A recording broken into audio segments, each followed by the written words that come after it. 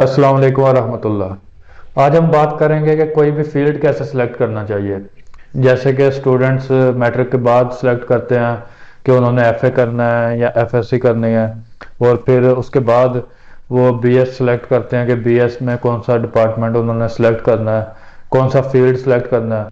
और उसके अलावा अगर बीए बीए तो अब रहा नहीं, एडीपी वगैरह इस तरह के, लेकिन उनमें डिपार्टमेंट कौन सा सिलेक्ट करना है, ये असल चीज़ होती है कि किस फील्ड में वो जाना चाहते हैं। तो ये चीज़ देखें कि जब भी कोई स्टूडेंट, खास कर ना ये स्टूडेंट्स के साथ होता है, जब भी वो कुछ सिलेक्ट करना चाहते हैं तो उनके साथ यही होता है कि वो, अगर मिडिल के बाद बात की जाए तो वो तब भी आर्ट्स और साइंस में अगर सिलेक्ट करना चाहते हैं, कोई स्टूडेंट समझता है कि वो आर्ट्स ही स्टडी कर सकता है, वो आर्ट्स में अच्छा चल सकता है और साइंस में अच्छा नहीं पढ़ सकता, उसके अच्छे मार्क्स नहीं आ सकते, उसको लगता है कि साइंस उसके लिए मुश्किल होगी, तो वो अपने आप को देख के, अपनी एबिलिटी को देख के वो आर्ट्स सेलेक्ट कर रहा होता है। तो इस तरह होता है कि वालिदैन कहते हैं कि नहीं, आप साइंस सेलेक्ट करो, क्योंकि वो कहते हैं कि इसकी डिमांड है और इसके आगे बंदा फिर एफएससी कर सकता है और साइंस की फील्ड में जा सकता है। तो ये चीज़ वो कहते हैं एक बच्चे को, लेकिन उसकी एबिलिटी नहीं देखते कि वो क्या कर सकता है। हो सकता है वो आर्ट्स में पढ़े और उसमें अच्छे मार्क्स ले और उसमें आगे कोई और सब्जेक्ट कोई भी सिलेक्ट करता है, वो चाहे जोग्राफिया सिलेक्ट कर लेता है, वो आगे जाके इस्लामिक स्टडीज सिलेक्ट कर लेता है, तो वो हो सकता है वो उसमें इतना माहिर हो जाए कि वो साइंस फील्ड में उतना माहिर हो ही ना सकता हो, वो उतना एक्सपर्ट ना बन सकता हो और उतना काबिल ना बन सकता हो जितना इसमें बन सकता है। जाहिर है ये चीज़ तो होती है ना कि एंड पे अर्निंग ही देखनी है कि बाद में जॉब करके सैलरी होगी। तो हो सकता है कि वो उसमें इतना अच्छा काम कर जाए, इतना खुद को वो साबित कर दे, प्रूव कर दे कि वो उसमें वो ज़्यादा अच्छी सैलरी वाली जॉब ले सके आर्ट्स की किसी भी सब्जेक्ट में। तो हो सकता है वो साइंस में अगर जाए तो वो फेल होकर दरमियान में छोड़ जाए, ये भी हो सकता है। तो वहाँ पे ये चीज़ बड़ी एक समझने वाली होती है, जो कि वालिदैन इस चीज़ को ना नोट ही नहीं करते। वो अपने बच्चे पे बस अपना रोब वो जमाते हैं, वो कहते हैं कि हमें पता है कि साइंस की डिमांड ज़्यादा है, लेकिन ये नहीं देखते कि बच्चा कर सकता है कि नहीं, बच्चे के बारे में नहीं देखते। अपने बच्चे को खुद उन्होंने ये नहीं देखना कि वो कर सकता है कि नहीं, बस उन्होंने ये कहना है कि हमें पता है कि साइंस की डिमांड है तो लिहाजा साइंस करनी है। तो ठीक है, वो सिलेक्ट करा देते हैं साइंस, लेकिन वो अगर कर ही ना सका, वो दरमियान में छोड़ गया, तो उससे बेहतर आर्ट्स नहीं थी कि वो जिसको कंप्लीट भी कर सकता था। तो जिस चीज़ को वो कंप्लीट कर लेता, वो इस चीज़ से बेहतर थी जिसकी डिमांड ज़्यादा है। हाँ, किसी जगह पे एक्सेप्शन भी होती है कि वालिदैन अगर साइंस सेलेक्ट करवाते हैं, वो स्टूडेंट उसी में अच्छा परफॉर्म कर जाता है। ये एक्सेप्शंस होती हैं कि कोई स्टूडेंट वाकई अच्छा था, लेकिन उस टाइम पे उसको कोई फ्रेंड्स इस तरह के मिले हुए थे अपने दोस्तों की वजह से, वो सोच रहा था कि वो आर्ट्स में सही है, वो क्योंकि उसके दोस्त वो आर्ट्स रख रहे हैं, तो वो कह रहा है कि मेरे लिए भी आसान होगी। तो ये चीज़ मैं इसलिए बता रहा हूँ कि ये मेरा एक्सपीरियंस है। मैं इस तरह कर रहा था कि जब मैट्रिक में मैंने सेलेक्ट करना था तो मैं आर्ट्स सेलेक्ट कर रहा था सिर्फ अपने फ्रेंड्स की वजह से। मेरे दोस्त कहते थे कि आर्ट्स बहुत आसान है, हम वो रखेंगे और उसमें अच्छे नंबर लेंगे। तो ये एक हमारी वो एक सोच थी अपने, तो उस वजह से मैं आर्ट्स ही सिलेक्ट कर रहा था। लेकिन मेरे पेरेंट्स ने मुझे कहा कि साइंस रखनी है और ज़बरदस्ती फोर्स करके उन्होंने साइंस में मेरा एडमिशन करवाया। तो मैं भी मान गया तब और मैंने अच्छा परफॉर्म भी किया उसमें। तो ये वैसे एक्सेप्शन होती है, कोई स्टूडेंट, कोई बच्चा जो है उसको खुद को पता नहीं है कि वो क्या कर सकता है, वो मतलब अपनी कम्युनिटी की वजह से वो समझ नहीं पा रहा। अगर आप समझ रहे हैं उसको कि ये कर सकता है तो फिर तो ठीक है, लेकिन अगर आपको लगता है, होते हैं ना बच्चे, उनकी इतनी एबिलिटी नहीं होती कि वो इस तरह की चीज़, कोई मुश्किल चीज़ कर सकें। कई बच्चे होते हैं कि वो बड़ी मुश्किल से आर्ट्स में चल रहे होते हैं, साइंस में तो उनके लिए चलना मुश्किल हो जाता है, आर्ट्स में बड़ा मुश्किल वो चल रहे होते हैं, तो उन बच्चों को साइंस में लेके आना तो वो एक ज़ाहिर है बेवकूफ़ी होगी। अच्छा, तो उसके बाद ये होता है कि फिर एफएससी जब होती है, मतलब मैट्रिक हो गई है, तो फिर उसमें सेलेक्ट करना होता है कि एफए करें या एफएससी करें। तो वहां जाके फिर बहुत मसला होता है। अक्सर जो पेरेंट्स है ना, जो काफी पढ़े होते हैं और उन्होंने देखा होता है, उन्होंने ये देखा होता है कि डॉक्टर्स जो हैं वो बहुत अच्छा कमा रहे हैं, तो वो अपने बच्चे को कहते हैं कि आपने एफएससी करनी है और करनी भी प्री मेडिकल है। यानी कि आपने डॉक्टर ही बनना है, आगे जाके एमबीबीएस करेंगे तो डॉक्टर डॉक्टर की फील्ड की तरफ आपने जाना है, उसी की स्टडी करनी है। तो मतलब उसको कुछ और बनने ही नहीं देते। वो ये नहीं देखते कि मेरा बच्चा इसमें इंटरेस्ट ही नहीं रखता इस फील्ड में, और वो कोई इंजीनियर बन सकता है, वो कंप्यूटर साइंस की फील्ड में प्रोग्रामर कोई बन सकता है, एक अच्छा डेवलपर बन सकता है। वो ये चीज़ समझते नहीं है, उसके इंटरेस्ट को नहीं देखते। क्योंकि उन्होंने अक्सर ऐसे होता है कि उन्होंने पैसा देखा होता है कि फलां डॉक्टर पैसा कमा रहा है, उन्होंने ये नहीं देखा होता कि बाकी फील्ड्स और कितनी वसी हैं, बाकी फील्ड्स भी मौजूद हैं। उनको यही नहीं पता होता कि उन फील्ड्स में भी लोग बहुत अच्छा काम कर रहे हैं।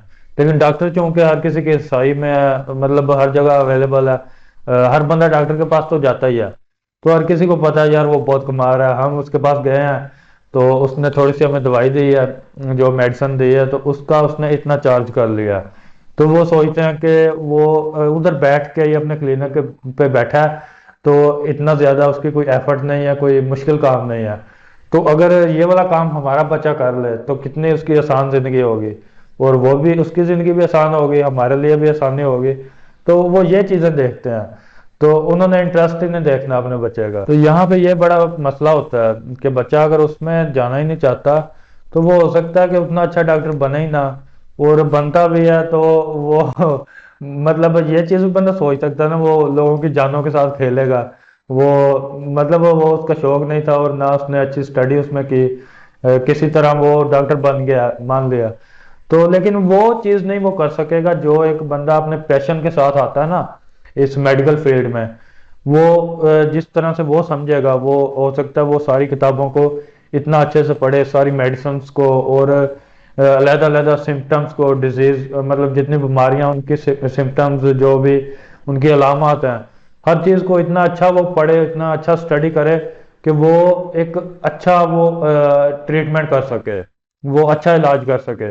वो इस तरह से हो सकता है कि वो बहुत अच्छा उसमें काबिल बन जाए। लेकिन जिसका वो शौक नहीं होगा तो वो तो हो सकता है सिर्फ डिग्री लेके आ जाए, और किसी बंदे को कोई भी बीमारी है, मतलब कई बीमारियां मिल रही होती हैं, उनकी सिम्टम्स आपस में मैच कर रही होती हैं, तो उस टाइम वो उनको वही मेडिसिन दे दे कि जो एक बंदे को हेपेटाइटिस वाले को देनी है, वो दूसरे को टीबी वाले बंदे को वही दे दे, किसी को नॉर्मल बुखार है उसको भी उसी तरह की दे दे। तो ये अंदेशा है कि उसके लिए ये चीज हो सकती है। वैसे ये मुबालगा राई है जैसे मैंने बात कर दी है, इस तरह से होगा तो नहीं, जाहिर है कोई डॉक्टर बनेगा तो कुछ तो उसको पता होगा। लेकिन काफी जगह पे वो मसाइल आ सकते हैं, एक मतलब चांसेस हैं। तो इस चीज को देखें कि आपका बच्चा जिस चीज में अच्छा परफॉर्म कर सकता है उसी चीज में उसको भेजें, उसी फील्ड में भेजें। उधर अर्निंग अच्छी ना होगी लेकिन कम से कम अच्छा परफॉर्म करेगा अपने मुल्क के लिए या लोगों के लिए तो बेहतर करेगा। लेकिन अर्निंग भी अच्छी होगी, क्योंकि जिसमें वो अच्छा परफॉर्म करेगा उसमें उसकी अर्निंग होगी, वो एक्सपर्ट है एक चीज का। तो एक्सपर्ट बंदे की डिमांड होती है, जिस फील्ड में भी वो होगा वो उसकी डिमांड होगी, क्योंकि वो एक्सपर्ट है और उस जैसा और कोई नहीं है। जो भी बंदा एक्सपर्ट होता है ना, उसकी यही खासियत होती है कि उस जैसा दूसरा नहीं होता।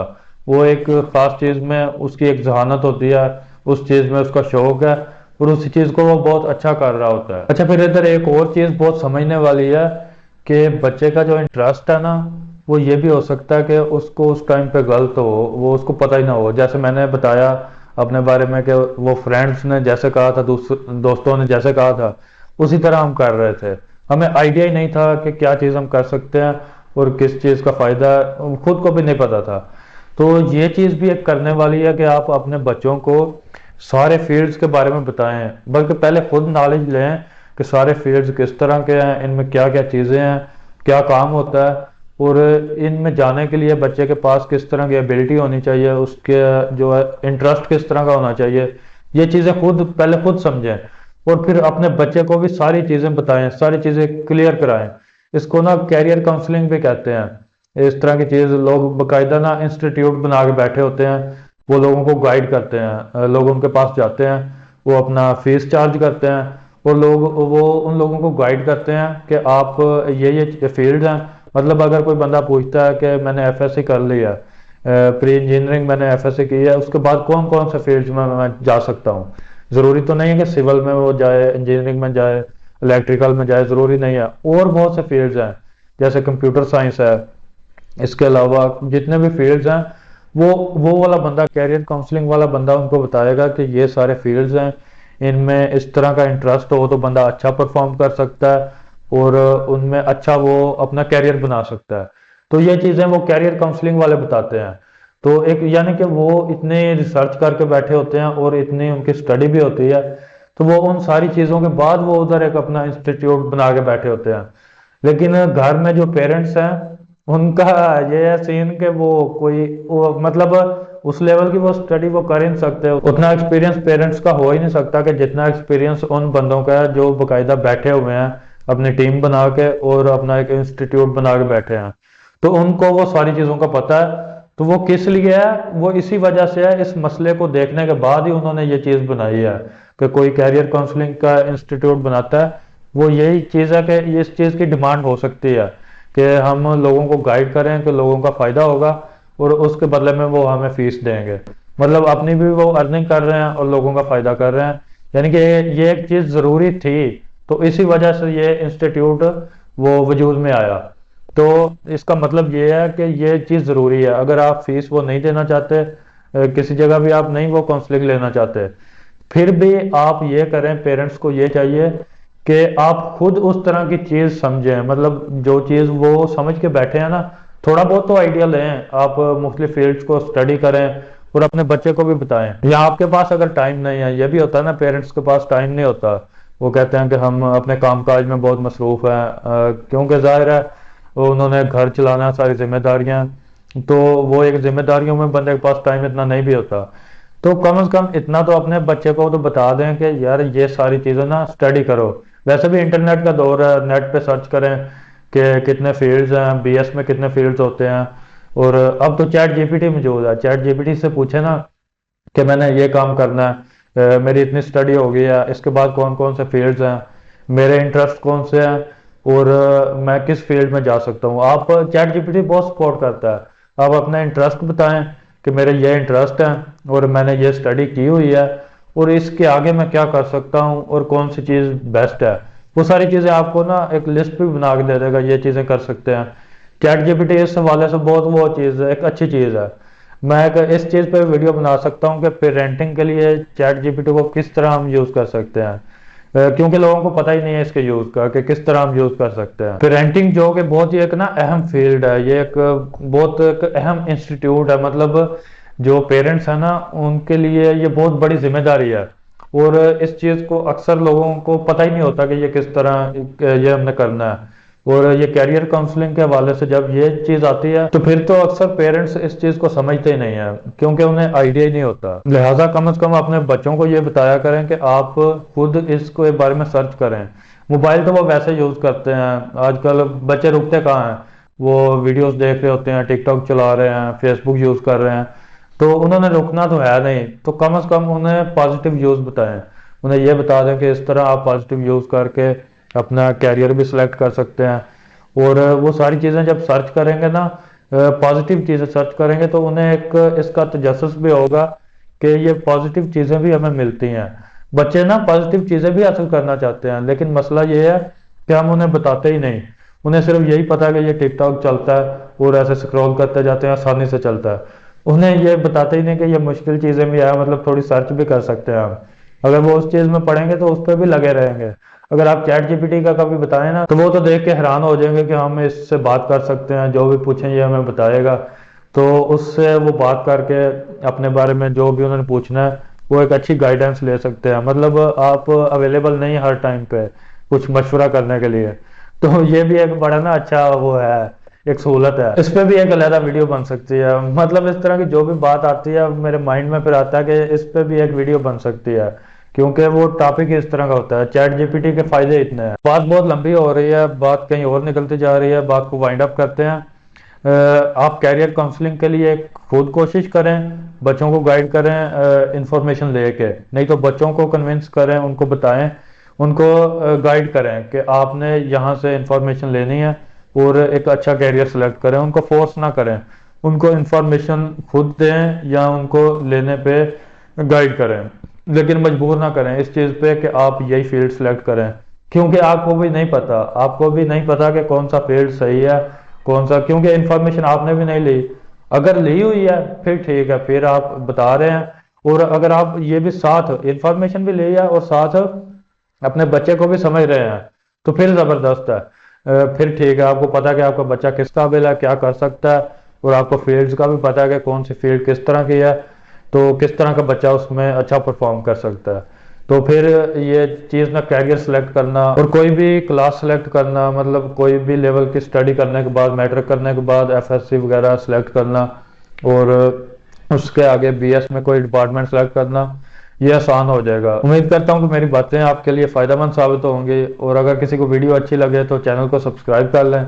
इंशाल्लाह नेक्स्ट वीडियोज़ के साथ मिलेंगे। अस्सलाम वालेकुम वरहमतुल्लाह।